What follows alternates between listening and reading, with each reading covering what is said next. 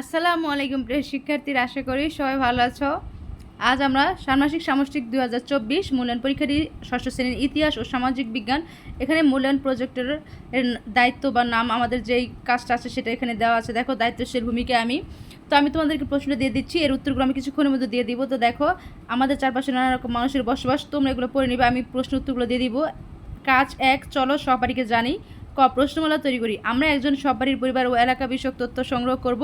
বৈজ্ঞানিক অনুসন্ধানের ধাপ অনুসরণ করে আমরা এই কাজটি করব। তথ্য সংগ্রহের জন্য নিম্নোক্ত দুটি প্রেক্ষাপট আমরা প্রশ্নমালা তৈরি করব। দেখো, এখানে প্রশ্নমালা তৈরি করার জন্য আমাদের চলে এসেছে।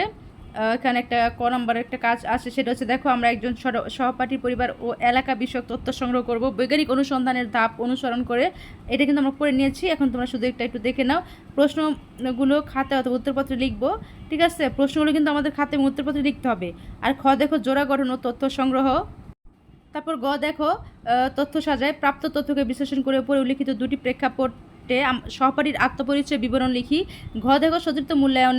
পুরো কাজ শেষে আমরা সহপাঠীর কাজের মূল্যায়ন করবো। এর জন্য নিচের ছকটি আমরা খাতায় তুলে কাজটি করবো। এই দেখো, সতীর্থ মূল্যায়নের রুবিক্স। তোমরা কিন্তু এই কাজটি অনেক সময় তোমাদের স্কোরে করেছ। আমার সহপাঠীর নাম লিখবে এখানে, আর ইউনিক আইডি বা রোল নং। আর এখানে তোমরা তো জানি আমার মতামত হ্যাঁ বা না দিয়ে টিকচিহ্ন দিতে হবে। এই যে মতামত অনুযায়ী তোমাদের হ্যাঁ হলে হ্যাঁ, না হলে না, এর উত্তরপত্র আমরা দিয়ে দিব কিছুক্ষণের মধ্যে। তাই তোমরা চ্যানেলটা অবশ্যই সাবস্ক্রাইব করে রাখবে যেন আমি দ্রুত তোমাদেরকে দিতে পারি। কাজ 2, দেখো, অতীত ও বর্তমানের সামাজিক ব্যবস্থা। দেখো, অতীত ও বর্তমান মানুষের জীবন ও জীবিকা।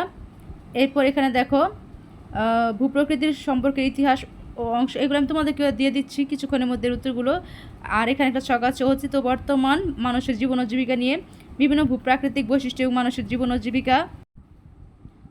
দেখো এখানে। তারপর দেখো, কাজ 3, আমি এগুলো পুরো আরও সুন্দর ক্লিয়ারভাবে তোমাদেরকে দিয়ে দেবো কিছুক্ষণের মধ্যে। তো 3 নম্বর হচ্ছে আমাদের দায়িত্বশীল ভূমিকায় আমি। এর মধ্যে আছে আত্মপ্রতিফলন, তারপর আছে এখানে আরও কিছু আছে, যেমন প্রতিবেদন লেখা, আমাদের একটি দল গঠন ও আলোচনা, তারপর আছে প্রতিবেদন লেখা। এই দেখো, প্রতিবেদনের বিষয় লিখতে হবে, আর প্রতিবেদনটা কীভাবে লিখবে সেটা এখানে দেয়া আছে। সমাজে নানা রকম যে আত্মপরিচয়, মানুষের সাথে মিলেমিশে থাকার জন্য আমি কি করতে পারি তার তালিকা করব।